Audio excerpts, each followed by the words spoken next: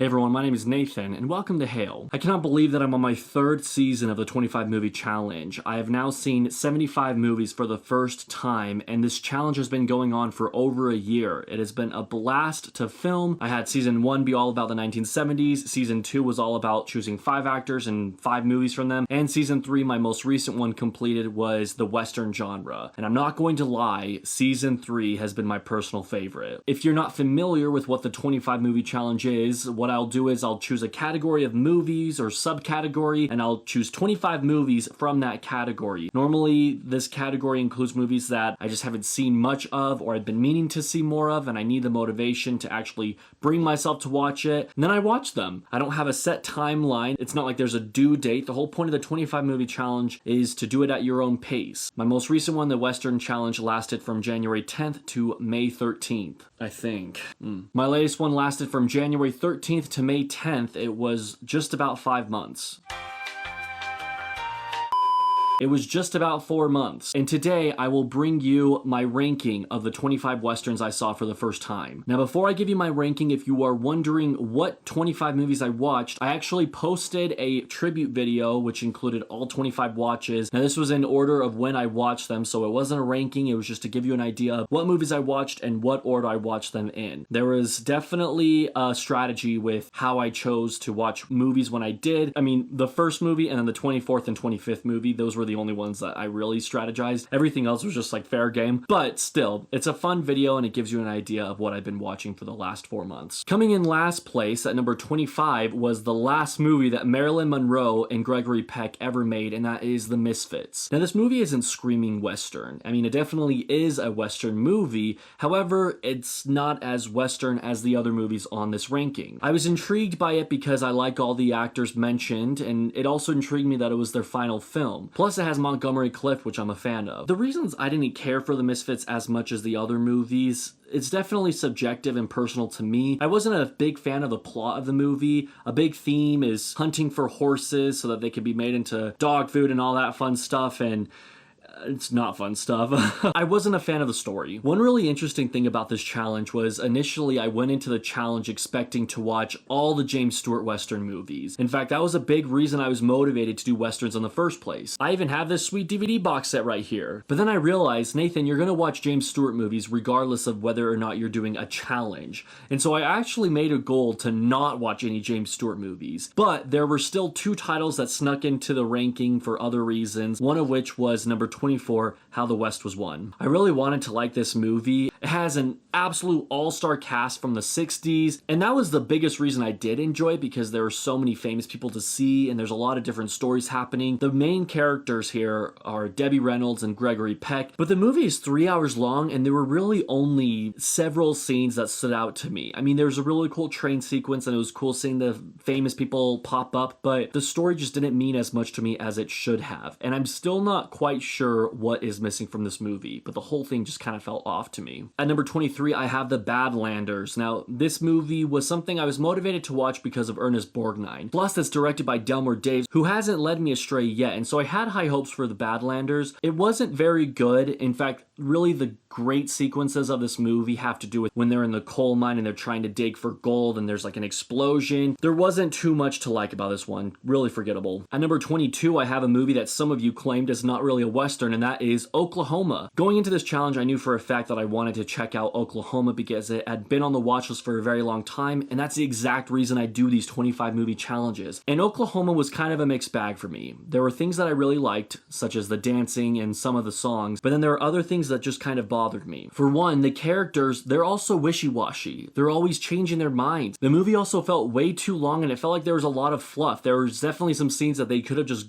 gotten rid of. Also, I'm a fan of Rod Steiger, but he just felt so out of place in this movie. Like, he doesn't do a bad job or anything, but he just felt miscast, and that's coming from someone who likes him. Number 21 is the Outlaw Josey Wales. Josey Wales should have been amazing by all accounts. It has Clint Eastwood, he has some great lines, there are some good shootouts, there's plenty of horseback riding and everything that you really want from a Western movie. Yet, I just didn't love it. Maybe it's because Clint Eastwood's character wasn't as likable as he is in other Westerns I've seen, which you'll see on on this list. He's such a serious character in this movie that it's hard to even feel for him when the traumatic opening scene takes place. And also, if I went the rest of my life without seeing Clint Eastwood spit tobacco, would be completely fine. At number 20, I have the first of 4 Sergio Leone films on this Western challenge, and that is Duck You Sucker. Duck You Sucker is another movie in the challenge with Rod Steiger in it. It also has James Coburn, which was fun to see. This unlikely pair team up together to try to rob a bank. I mean, they really both have different motivations, but that's at least what Rod Steiger's character wants. And whenever he says bank, he's always like, the bank, the bank. His accent was a little distracting. It's also a PG-rated film, but perhaps the most R-rated PG-13 film I've ever seen, with 6 F words and some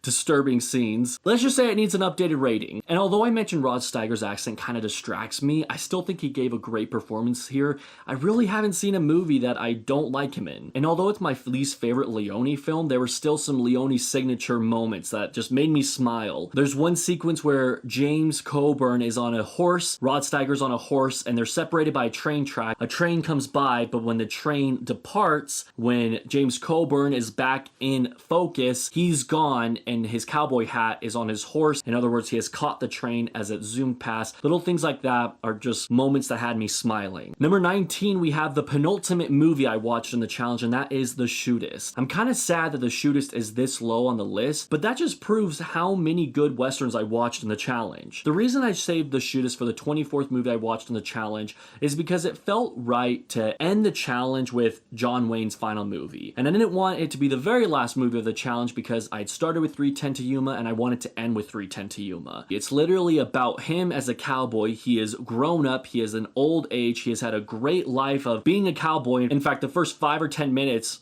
is a flashback sequence of earlier good times he's had as a cowboy in his life. And they even play scenes from his earlier movies, including Rio Bravo, which you'll see pop up on this list later on. He finds out that he has a cancer that is untreatable, and so he is dying. And for John Wayne's final movie, it's a bit of an emotional plot. It also has James Stewart, so there's James Stewart's second appearance on the list, and I think it's his final appearance too. It also has Ron Howard and Lauren Bacall, so it was just cool seeing the famous people, but mostly cool for the story behind it and knowing that it was John Wayne's final movie. Number 18, I have The Wagon Master, which intrigued me mostly because it is about LDS pioneers trying to make it from across the country, and these 2 cowboys are hired on to help them make it safely so they're not attacked by Indians or robbers. The list goes on in these Western movies, right? And it was an enjoyable movie. Specifically, there were some great horseback riding scenes, very fast horseback riding too, and that was something that was cool. The actors knew how to ride horses. That wasn't like stunt doubles or anything like that, but mostly I was intrigued because my faith was involved with a plot, and that was just pretty cool to see. Number 17, we have Bad Day at Black Rock. Spencer Tracy arrives in this town. You don't really know why he's there, but the whole town right away is alerted of his arrival because there's an unwanted visitor. We don't want him to be here, and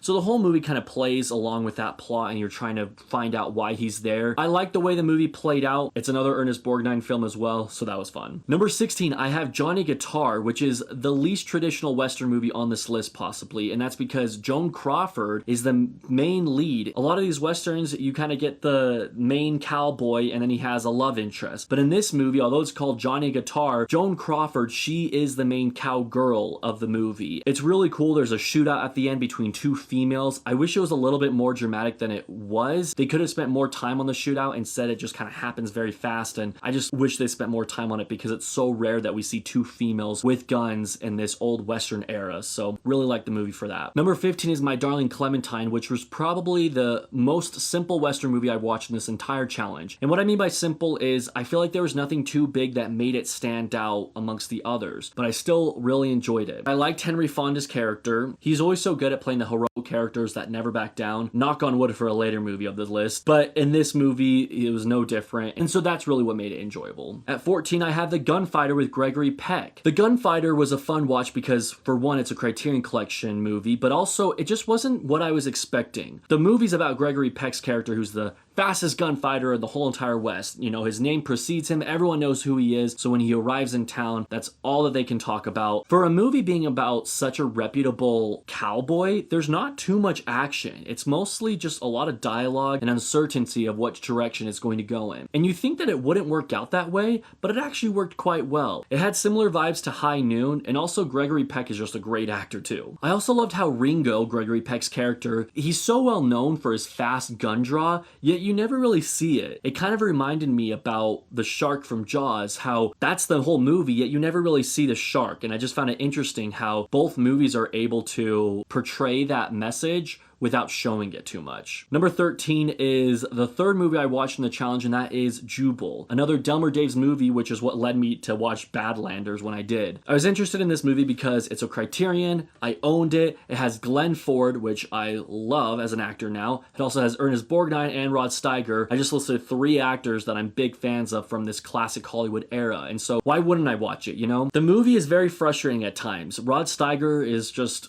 great at playing the villain, apparently. He does a great job here as well. Glenn Ford, it was interesting seeing him in this because I saw him in 3:10 to Yuma, where he plays the villain, and in this movie he's the hero, and so it was cool seeing him play 2 different roles. Ernest Borgnine was just a fun time in the movie. Felt bad for his character though, that's for sure. Number 12, I have Butch Cassidy and the Sundance Kid, which is a movie that I have known about my entire life, it seems like. I just knew that title, but I didn't even know it was a Western until doing this challenge. Butch Cassidy and the Sundance Kid was a really fun time. The chemistry between Paul Newman and Robert Redford is such a blast. They're great in this movie, they're great in the Sting, they just work off of each other really well. Now, I wasn't expecting this movie to be as funny as it was. I was expecting 2 cowboys together robbing banks. You know, this is going to be a serious Western. It was very funny. There were numerous times that I found myself laughing, including a bank heist where they're trying to rob a bank in Mexico, but neither of them know Spanish very well, and so they're trying to remember the translation of how to say, put your hands up,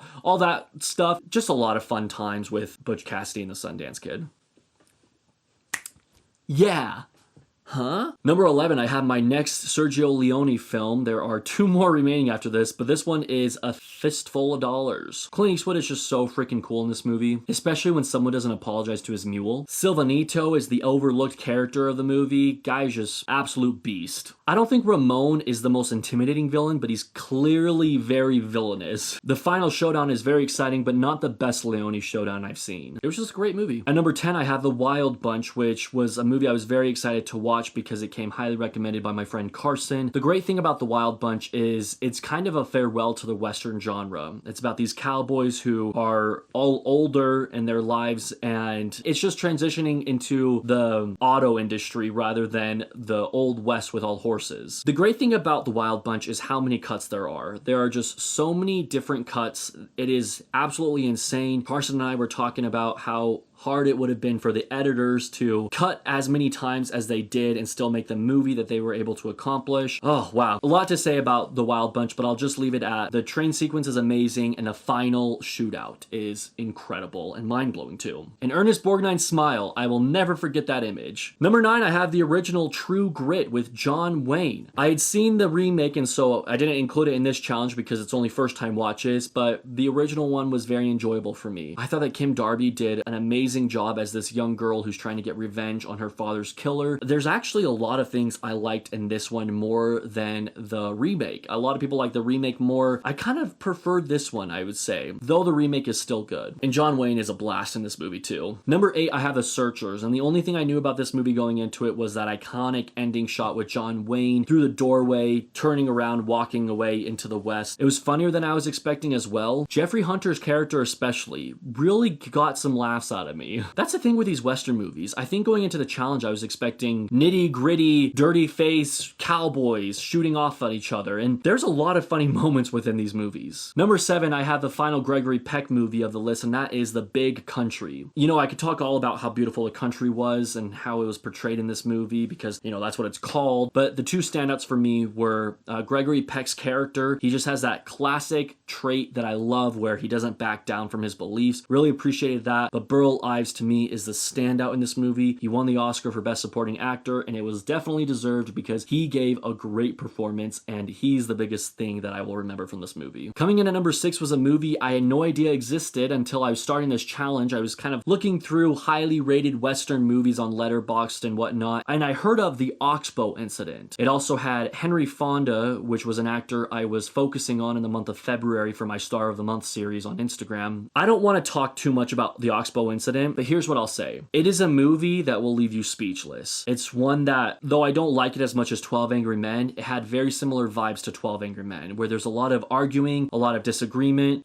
Henry Fonda's in it. I want you to watch it. Please watch it. If you haven't heard of it, especially, or if you've been meaning to watch it, just take the time, check it out. It's a very short movie. Number 5, I have Rio Bravo, which to me is interesting that it's so highly ranked because going into it, I was a little nervous to watch it. The movie is a rough remake of High Noon, or not necessarily a remake, but more so John Wayne and Howard Hawks' response to High Noon. They weren't a big fan of the direction that High Noon went into, and so they made their own version, if you will, where, you know, it's still a sheriff against the bad guys, but this time he has people to help him out, and there's a happy ending and all that. Whereas High Noon, it doesn't really go that same direction. And so for that, I was expecting not to like this one as much. Now, it's true, I do like High Noon more, but I still really enjoyed Rio Bravo more than I was expecting. Dean Martin gives a great performance as this cowboy who is an alcoholic. He's trying to remain sober, but he's also trying to create a name for him that's bigger than just being the town alcohol. You also have John Wayne, of course, and even Ricky Nelson.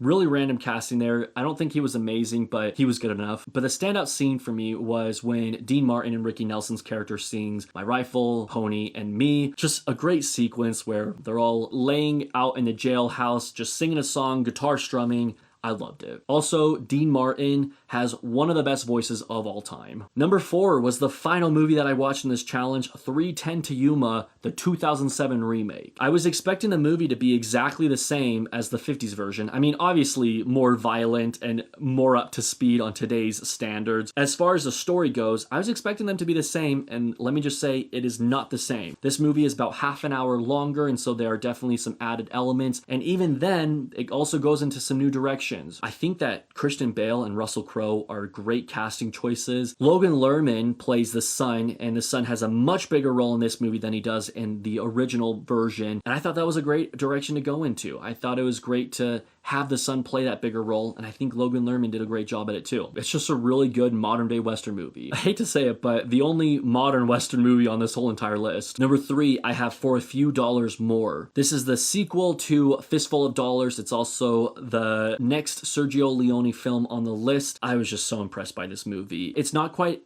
at that level of The Good, the Bad, and the Ugly. However, it is so darn close. For one thing, it was very interesting seeing Lee Van Cleef play a good guy instead of the villain. I'm so used to him being, you know, the bad guy from The Good, the Bad, and the Ugly. Very interesting change in this movie. The villain here is even more villainous than Fistful of Dollars, and that final showdown, that is what stands out to me. And there's an ongoing theme in this movie with a tune playing. It's just very eerie when you hear it. It plays a role in the final showdown, and that final showdown is absolutely my favorite part of this movie. Okay, so number 2 and number 1, they are so hard to choose between. I'm gonna go ahead and say number 2 is Once Upon a Time in the West. This is the highest rated Sergio Leone film. This movie blew my mind. The opening sequence is long, it's overdrawn, and that's not a complaint at all. I like the eeriness of those cowboys just waiting at the train station for a train to arrive. And then when that train does arrive and you hear the harmonica, man, you know you're in for something. And you think that scene is crazy, just watch a little bit more and it gets even crazier. The introduction of Henry Fonda's character, this is what I was talking about with the knock on wood of him always playing the hero. Wow, does he play a dirtbag in this movie. He makes such a great villain. I would have never expected it out of him because he's so good at playing the hero, but he definitely succeeds at playing a good villain here. Also, has anyone ever noticed that Pirates of the Caribbean at World's End uses the same music from Once Upon a Time in the West? I just wanted to point that out. Sergio Leone films are just so freaking cool, and this one ranks right below The Good, the Bad, and the Ugly for just coolest westerns out there. There are just so many scenes to appreciate, and you can't help but just smile and be amazed by how it was filmed. I think Sergio Leone is absolutely, without a doubt, no competition, the best at filming gun showdowns. There are other movies I saw on my 25 movie challenge where there's a showdown and I'm like, that was it? Come on, give me more. I want to see more. And it's because I've gotten so spoiled with the way that Sergio Leone films his own shootouts. The final few minutes, I'm getting chills just talking about it. The final few minutes where everything is revealed. Let's just say that is the reason, one of the many reasons, that Once Upon a Time in the West is considered one of the greatest Westerns of all time. I will be thinking about this movie for a long time. But coming in at number 1 is actually the first movie I watched in this challenge, 3:10 to Yuma. Now let me explain my experience with 3:10 to Yuma. I had heard mixed things about this movie, but I knew I wanted to watch it because it came out in 57, which is my favorite year for movies. It was a Criterion release, and I knew that the remake was really good. But I went into it kind of expecting a slower movie, and I just had bad expectations. And it was that classic example of you go into a movie with low expectations, you enjoy it, and obviously it's way better because of your low expectations. I was glued to the screen from the very beginning when Glenn Ford's character was introduced, how manipulative he is and how good he is at that role of being so cool, but at the same time so scary. I couldn't get him out of my mind, and it led me to watch more and more of his movies, and now I want to watch even more of his movies. I was at the library a few weeks after watching 3:10 to Yuma, and I was walking by a section where it was like biographies, and I saw there was one on Glenn Ford. I'm not even joking, guys. I pulled out the book and I started just reading it, and I read several pages of it because I just wanted to get to know him more. He's a big reason 3:10 to Yuma is as good as it is, in my opinion. But in addition to that, there were scenes that were shocking to me, ones that I wouldn't have expected in a 1950s Western. Scenes that were pretty scary, actually, and I think it was just because I wasn't expecting it. I was still of that mindset of, this is just going to be a slow, black and white Western movie. What am I getting myself into? But instead, it opened the doors and completely changed my mindset with how I should go into a Western film. It also had a perfect runtime with a very appropriate beginning song and ending song, and I already want to rewatch this movie. It was that good. My heart was racing multiple times. I genuinely did not know what direction this movie was going to go in. I also want to mention that Van Heflin did a great job in this heroic role as well. I cannot just pass by his great performance too. 3:10 to Yuma, favorite movie of the challenge, and I'm so excited to watch it again.